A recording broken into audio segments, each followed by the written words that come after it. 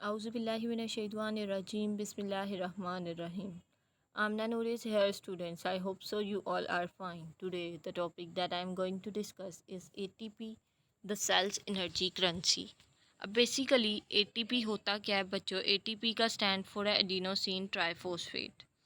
और एटीपी क्या है? हर सेल की मेजर एनर्जी करेंसी है, ठीक है। और जो major energy currency of cell है वो एक न्यूक्लियोटाइड है। मींस कि जो हमारा एटीपी है ये क्या है? एक न्यूक्लियोटाइड है, जिसे हम लोग क्या कहते हैं? Adenosine triphosphate. अब ये मेन एनर्जी सोर्स है मुख्तलिफ़ तरह के सेल के फंक्शंस का। जैसे अगर हम लोगों ने डीएनए, आरएनए और प्रोटीन की सिंथेसिस करवानी है तो एटीपी एनर्जी प्रोवाइड करता है। इसी तरह अगर हम लोगों ने नर्व इम्पल्स की ट्रांसमिशन करवानी है एक जगह से दूसरी जगह, तो उसमें भी क्या है? एनर्जी कौन प्रोवाइड करता है? एटीपी प्रोवाइड करता है। उसके बाद एक्टिव ट्रांसपोर्ट स्टूडेंट्स एक ऐसा प्रोसेस है जिसमें क्या होता है कि मॉलिक्यूल मूव करते हैं lower concentration to higher concentration, और when molecule move from low to high they utilize energy. तो जब मॉलिक्यूल लो से हाई की तरफ जाते हैं तो वो एनर्जी यूज़ करते हैं, तो एटीपी एक्टिव ट्रांसपोर्ट में भी एनर्जी प्रोवाइड करता है। इसी तरह एक्सोसाइटोसिस बच्चों, एक्सो मीन बाहर से, साइटोसिस मीन सेल, ठीक है। एक्सोसाइटोसिस क्या है? एक ऐसा प्रोसेस जिसमें क्या है? सेल से चीज़ें बाहर जाती हैं। और एंडोसाइटोसिस वो प्रोसेस है जिसमें सेल के अंदर चीज़ें आती हैं। तो एक्सोसाइटोसिस और एंडोसाइटोसिस के प्रोसेस में भी एनर्जी क्या होती है? एटीपी से हासिल की जाती है। उसके बाद student, ability of ATP to store and release energy is due to its molecular structure। अब ATP जो एनर्जी स्टोर करता है या रिलीज़ करता है वो सिर्फ और सिर्फ उसके मॉलिक्यूलर स्ट्रक्चर की वजह से। और एटीपी का मॉलिक्यूलर स्ट्रक्चर 3 यूनिट से मिलकर बना हुआ है। एडेनिन जो कि एक डबल रिंग नाइट्रोजिनस बेस है। अब डबल रिंग नाइट्रोजिनस बेस कौन सी है बच्चों? ये 2 रिंग्स हैं इसके अंदर, एक ये वाला और दूसरा ये बड़ा सा, ठीक है। नेक्स्ट जो है हमारे पास सेकेंड वन, राइबोस, अ 5 कार्बन शुगर। अब स्टूडेंट्स ये देखें, 1 2 3 4 एंड 5, तो 5 रिंग स्ट्रक्चर राइबोस, ये भी क्या है? एटीपी का सेकेंड यूनिट है। उसके बाद 3 phosphate group in a linear chain, तो 3 फोस्फेट ग्रुप हैं जो कि लीनियर चेन में अटैच्ड हैं। तो इस तरह से स्टूडेंट्स हम लोगों ने क्या है? स्ट्रक्चर पढ़ लिया किसका? एटीपी का मॉलिक्यूलर स्ट्रक्चर। एटीपी 3 चीज़ों से मिलकर बना हुआ है, nitrogenous base, 5 carbon sugar ribose और फोस्फेट ग्रुप जो कि लीनियरली अटैच्ड है।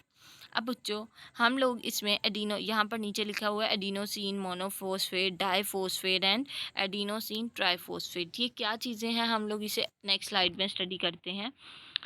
जो कोवलेंट बॉन्ड बच्चों 2 फॉस्फेट ग्रुप में प्रेजेंट है, जैसे यहाँ पर देखें पीछे ये वाली, ठीक है। जो 2 फॉस्फेट ग्रुप को आपस में कोवलेंट बॉन्ड अटैच करिए उसे क्या कहते हैं? टाइल्ड, ठीक है। और ये बहुत ज़्यादा हाई एनर्जी बॉन्ड है, ठीक है। एनर्जी इन दिस बॉन्ड, अब इस बॉन्ड में एनर्जी जो होती है वो उस वक्त रिलीज़ होती है जब ये बॉन्ड ब्रेक होता है। टाइल्ड को ब्रेक करेंगे तो एनर्जी रिलीज़ होगी।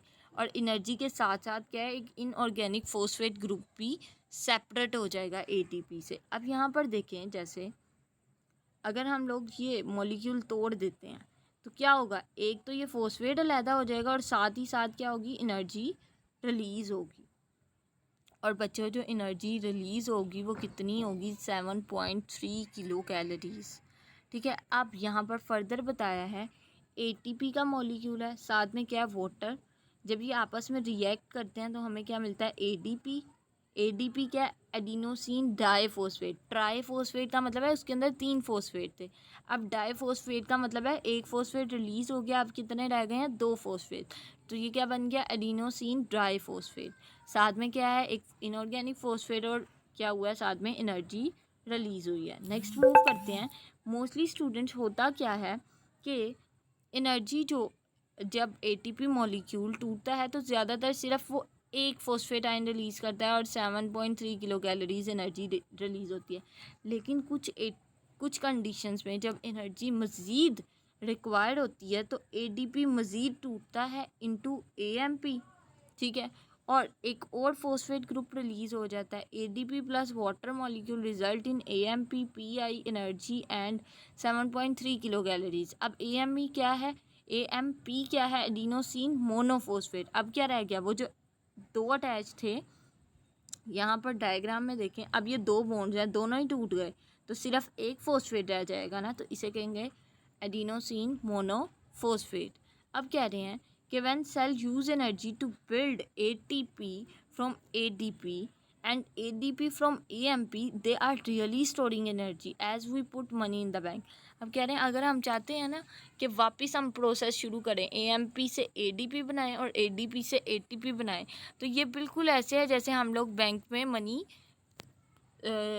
डिपॉजिट करवाते हैं, ठीक है। उसके बाद नेक्स्ट मूव करते हैं, सेल क्या करता है बच्चों, मुसलसल एडीपी में पीआई ऐड करता है और एटीपी बनाता चला जाता है जब वो फूड खाता है, फूड यूज़ करता है, ठीक है। अब क्या कहते हैं कि एडीपी से synthesis of ATP from ADP and pi required expenditure of 7.3 kilo calories of energy. अब बच्चों जब हमने एटीपी को एडीपी में तोड़ा था तो 7.3 किलो कैलोरी एनर्जी रिलीज़ की थी।